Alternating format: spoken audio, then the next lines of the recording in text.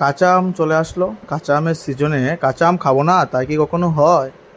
তো আমরা চলে গেলাম সবাই মিলে, ভাই বোন সবাই মিলে আমরা কাঁচা আম গাছ থেকে পেড়ে নিয়ে আসলাম।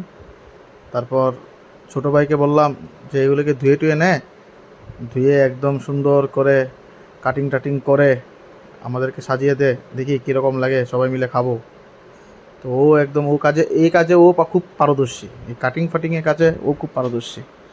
তো আমার এক বোন আছে, ও বলছে আমি কেন বাদ যাবো, ওই দেখুন না হাতের মধ্যে কত বড় নেইলস, ও বলছে কাটিং করবে। তারপর আবার ভাইকে দিয়ে দিল, ভাই এই সুন্দর করে কাটিং টাটিং করছে, এই দেখুন একদম পিস পিস ছোট ছোট করে পিস করবে। দেখুন কামের যে কি প্রতিভা ওর, ভাবা যায় এটুকু বয়সে এত প্রতিভা। দেখুন একদম সিনেমা স্টাইলে কাটিং করেছে।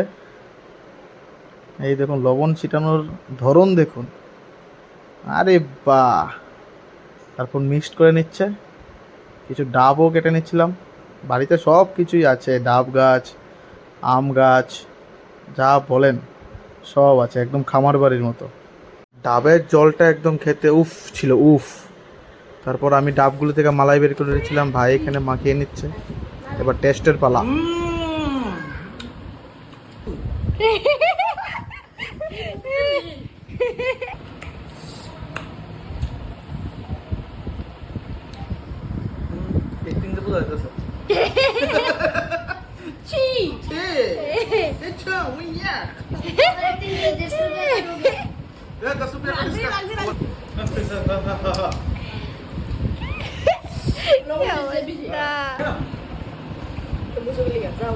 মুখ সুপুরা বুঝে গেছে তো লাগে না।